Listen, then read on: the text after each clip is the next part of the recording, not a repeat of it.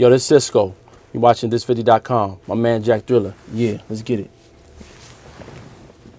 Do he have something in his eye? Yeah, he do, motherfucker. Stop asking the same shit all the time.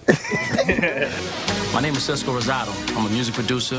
You might know me from working with artists like Tank, Uncle Murder, Jim Jones, Bobby Valentino, and many others. What's up, Jackie?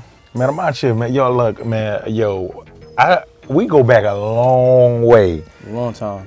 And for me to be over here interviewing you right now, I'm a little blown away. I gotta be honest weird, with right? you. Yeah. Yo, you used to manage me, man. At one point, yeah. You remember that? Yeah, and your career going better than mine. Nah, you doing your thing, Jack. Yeah, I'm doing my thing. All over the place, man. But I'm not doing your thing. Like you what I always wanted. Shit. And like, you know what they call that? What? An overnight success. An overnight. I mean, it looks that way.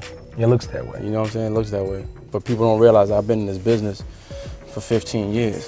You know what I'm saying? A lot of people don't know this about you, Yeah. but I know this about you because I know you. Absolutely. You know, you ran Pepsi. I was an entertainment consultant for PepsiCo for about 5 years. What does that mean? Like, remember, Michael Jackson did a Pepsi Campaign. Yeah. I put a Pepsi in the motion, and that choice is up to you.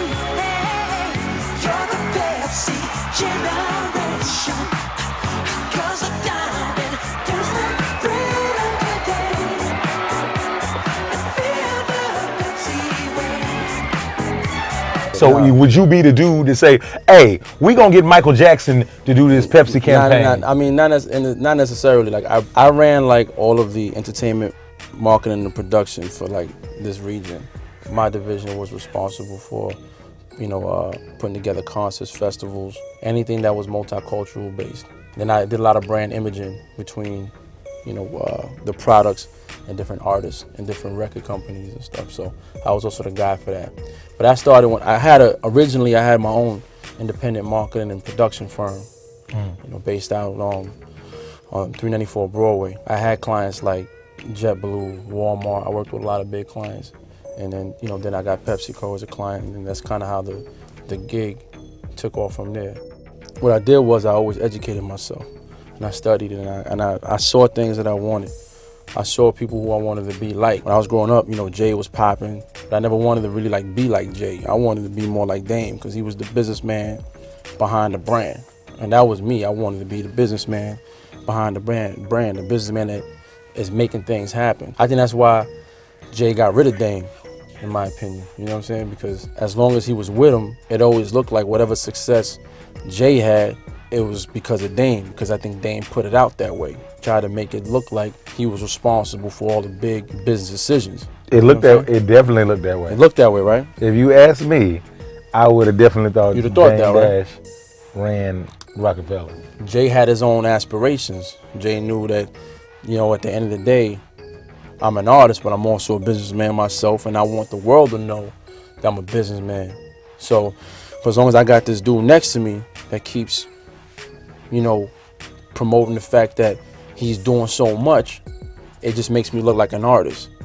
And I truly believe if their partnership was still in existence right now, Jay would have never been the Jay-Z that we all see now as this big, huge mogul. You know what I'm saying? He'd have still been viewed as Jay-Z the artist, which is not what he wanted. Which is why he went and partnered up, with Juan Perez. You know what I'm saying? Because, Juan was always in the cut dude. And that's my man. That's like my big homie. You know what I'm saying? So I learned a lot from Juan. I do a lot of business with him.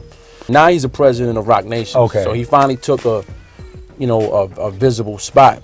But for years he was behind the scenes with Jay, making a lot of things happening. Now, what exactly does Juan Perez do again? He's the president of Rock Nation. He's the president of Rock Nation. And what does that mean to be the president of Rock Nation? He's the president of the empire. He also is a co-owner of 4040. His wife manages Jay-Z. Yo, hold on, what's his wife's name? Because I think I need her to manage me. Yes, Desiree. Desiree Perez.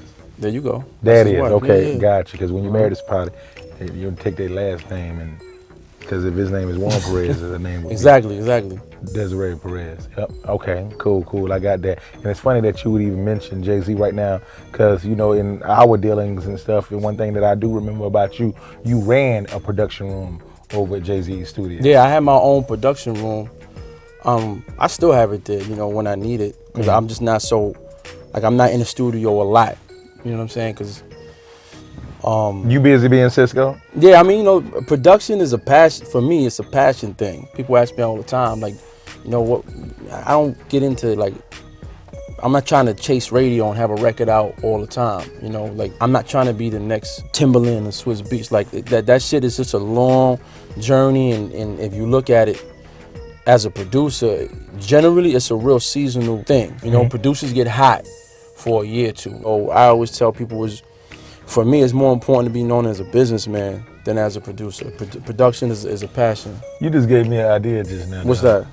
I could get my own group of producers right now and put beats out. You should be doing a lot of shit. Yo, As visible I as you are just right now, realized that when you just said that. Damn, I'm still dog. managing you. You See? still managing me. I can use my name to make these, because I know some motherfuckers with some type beats, but nobody don't know who the fuck these niggas is. Okay. That's it. But Jack Thriller made it. yeah, Jack of a beast. Jacking See? for beats. See? I helped you out again. Okay, now, okay.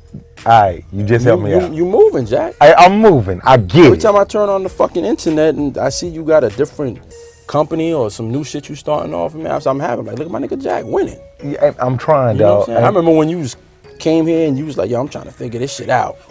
You know what I'm saying? You come kick it with me and we go sit down and drink and just chill and talk to me, and like I tell you, like back then I would bring Jack places, and then I would see niggas in the industry and be like, yo, who's that nigga? That's that Jack, that's a comedian nigga. Like why you bring a nigga like around and shit? And them same niggas years later, when I come around, I see they with him now. More of the story, don't listen to niggas all the time. Follow your own, cause I told Jack when I met him, I said, you gonna be a star. I told him that. I said, Jack, you gonna be a star one day. I see he just had it, you know what I'm saying? So everything that happened for him, that's happened for him now, I saw that shit a long time ago, you know what I mean? So like, go with your gut. When you see something that you know is gonna work, yo, man, embrace it and try to help it if you can, cause then years later, you never know. They can come back and help you know what I'm saying? So word. Man, you got a venture company. Yeah. You know what I'm saying? Reaches out to other people with ventures. Well, yeah, I got a venture fund that I started with a group of partners of mine. So basically, you know, we put together some seed money, and what we're doing is, you know, we're looking at a bunch of different startup companies. You know what I'm saying? So anybody out there got, you know, a dope startup technology company or even an app company, something that makes sense and, you know, that could be real profitable, holla at my man Jack, you know, he'll holla at me, you know what I'm saying? And we'll see if it makes sense. I got somebody for you, dog. You do? Yep, got a guy with an app company. That's the wave, man. That shit ain't going nowhere. Listen, you get into the right business and you don't ever have to worry about working again. Listen, you know, you work for a man that never has to work again. You know what I'm saying? And he still do it. He still do it. I mean, that's his choice, man. But you know, the man made a lot of good business decisions, man. He's winning.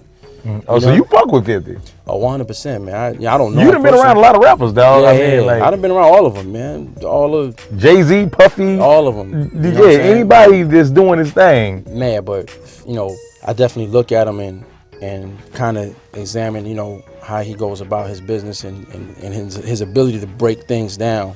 Even when he's on radio discussing whatever the, you know, the product is or the music business, you know, he looks at things from his own perspective. So, you know, you gotta respect somebody that can evaluate a specific business, break it down, and then know how to go and take advantage of it. Hey, I remember like when I would come talk to Cisco on heart to heart shit and everything, like, yo man, I'm trying to tell 50 that I need to do shit like this and I want to do it like that, but he ain't listening to me. And he used to always cutting me off and say, man, hey, the motherfucker is a multi-millionaire. You need to be doing what the fuck he say and whatnot, because he know what he talking about. Bottom line, how much money you got in your pocket, Jack? And I say, shit, I got $34. Well, I mean, what's the problem? But I know what I want. How much money 50 got? I think he got $400 million. I used to tell him, I'd be like, yo man, you in the building. Right. You know, wealth is built in proximity. You hang around 4 broke motherfuckers, you will be the 5th. You hang around 4 rich motherfuckers, you will be the 5th. That's just reality. Hey, I asked Cisco to get me on Love and Hip Hop, not this nigga on there. And after that's true. That's true. That's a true story. It's a true fucking story. It was me, Cisco, and Taharia. Yeah, Taharia. We was in the studio. You remember that shit, Goon? Goon, do you remember that? Yep. And next thing I know, this nigga on Love and Hip Hop. I said, you fired! And then I see this nigga on the next season. I said, hey, Cisco. He wouldn't answer the phone for like 2 episodes. Well, he fired me and shit. Nah, but you know, can we start over? Hi, my name is Jack. Yeah. You know what it was? Like I had signed to Mona before Love and Hip Hop. I did a deal with Mona. You know, I had my own show. Somebody I was dealing with at the time, and then we fell out. So the show got dropped because obviously we wasn't together. So the network was like, this shit don't make no sense. So then I kind of, they was like, well, let's dig a little deeper. What else you got going on? And then when they started to look at some other situations I had with females, it was like, oh, well, you know what? It was a natural transition. People talk shit about Love and Hip Hop. I tell you like this, man. It's a powerful platform. Say what you want about that motherfucker. I really don't care. You know what I'm saying? I stand behind that brand. I tell people that shit all the time. It ain't for everybody, but I ain't mad at it. Hey man, that's why I wanted to be on the motherfucker, because I done seen it turn niggas you ain't never seen before in real life or in fake life on TV into motherfucking super goddamn. Nigga, that shit better than the NBA. Nigga, that shit better than the American Idol. All them shows.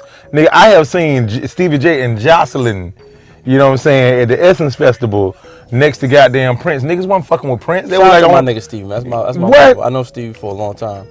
Yeah, nigga, Prince was like, yo, who is them bitches? And he was over there by himself, sitting in the corner by himself. Stevie J and Jocelyn was over there like getting mobbed. Yo, Cisco, let's talk about rumors.